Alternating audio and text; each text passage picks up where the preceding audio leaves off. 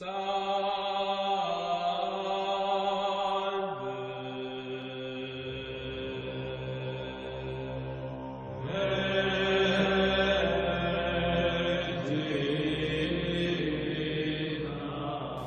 je suis parti à Djibouti en 2003 dans le cadre de l'armée française et puis j'ai eu la bonne idée, je crois, de me mettre au service des Djiboutiens eux-mêmes et pas seulement des Français expatriés dans le cadre de leur vocation militaire. Et c'est comme ça qu'en 5 mois, j'ai eu la joie de voir 12 musulmans dont je vous présente ici leurs photos. Voilà, n'est-ce pas, 12 musulmans, hommes et femmes, qui ont demandé le baptême. Hein? Voilà. Et en 5 mois, donc, le Seigneur m'a envoyé ces braves gens qui cherchaient ni plus ni moins que la vérité. Hein? Je dois dire que j'ai été très étonné de trouver là une absence totale d'esprit missionnaire. Je me souviens qu'un dimanche, je suis parti à 4 heures de route de Djibouti, un village qui s'appelle Tadjoura, qui est le premier lieu d'implantation de la France.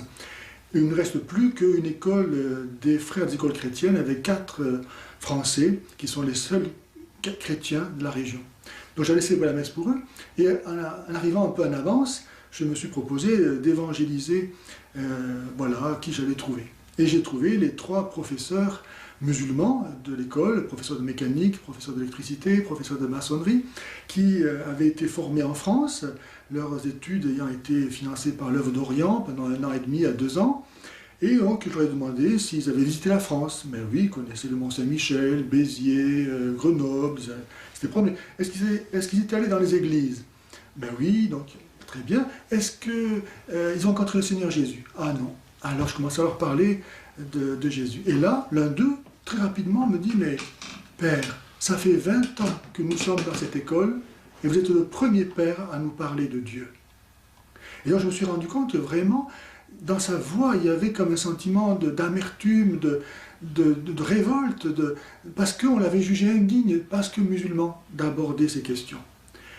En fait, on ne voulait pas les évangéliser. On soupçonnait que toute démarche vers l'Église ne pouvait être que motivée pour des intérêts matériels, hein, pour avoir un visa, pour augmenter leur niveau de vie, etc. Un jour, je leur ai dit à mes catéchumènes, je leur ai dit, vous savez, vous demandez à rentrer dans l'Église, et déjà vous souffrez de la part de vos anciens coreligionnaires, parce que je me souviens que, par exemple, Idriss, un jour, me disait que dans son quartier, lorsqu'il allait acheter du pain, le boulanger, devant tout le monde, prenait son argent et le laissait tomber comme ça en disant « je ne vends pas du pain aux chrétiens ».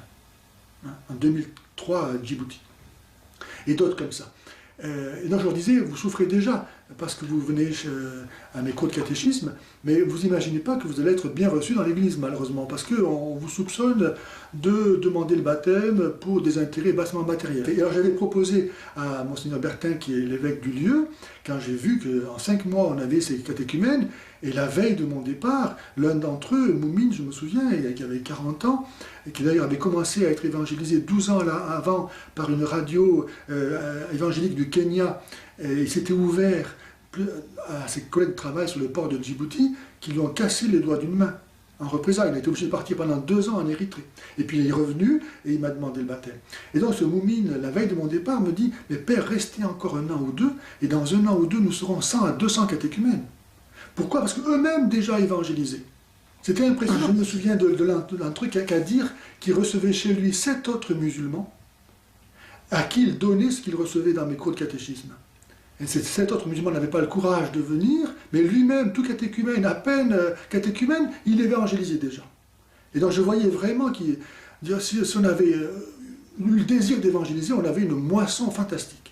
Et donc j'avais dit à l'évêque, écoutez, mais nous qui sommes occidentaux, pourquoi ne pas créer, avec ces braves gens qui sont là, une communauté, et on va leur apprendre à partager, et comme on fait les jésuites dans les réductions du Paraguay, créer une communauté qui, selon les principes évangéliques. Et ça sera le meilleur instrument d'évangélisation. On crée des structures, des ateliers qui permettront à ces gens de gagner leur vie humainement, de ne plus être dépendants de la société musulmane qui les rejette. et de pouvoir créer une communauté de vie et d'amour, de partage, qui sera vraiment le meilleur moyen pour donner envie d'être chrétien. Parce que tous ces pauvres gens qui sont là, et qui, quand ils verront que là, les gens vivent, travaillent, assument une vie humaine, épanouie, équilibrée et chrétienne, ben, comment ils pourraient ne pas désirer devenir eux-mêmes chrétiens? C'est comme ça que l'Église s'est répandue. Au départ, on disait, en voyant les chrétiens qui partageaient tout, qui mettaient tout en commun, mais c'est moi, je veux vivre ça. Donc c'est à partir de là que est venue ma vocation, si je peux dire, d'évangélisateur des musulmans. Parce que j'étais en contact quotidien avec les musulmans et je me devais de leur apporter la bonne nouvelle. Et avant de partir, j'ai laissé un plaidoyer pour les affermir dans la foi, pour leur donner des réponses. Pour qu'en mon absence, ils sachent comment un peu au moins faire face aux critiques qu'ils allaient avoir à assumer. Et de là est venu mon petit livre qui s'appelle Éléments pour le dialogue islamo-chrétien et mon désir ensuite de continuer ici en France. Effectivement, il y a eu des baptêmes, hein.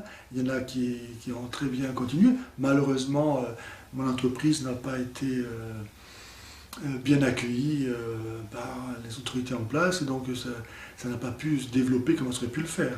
Quand j'ai proposé, par exemple, de créer des ateliers de travail pour créer une communauté qui puisse s'assumer humainement et devenir une communauté chrétienne, sinon, ces pauvres gens, soit ils sont voués à l'apostasie, soit à la mort.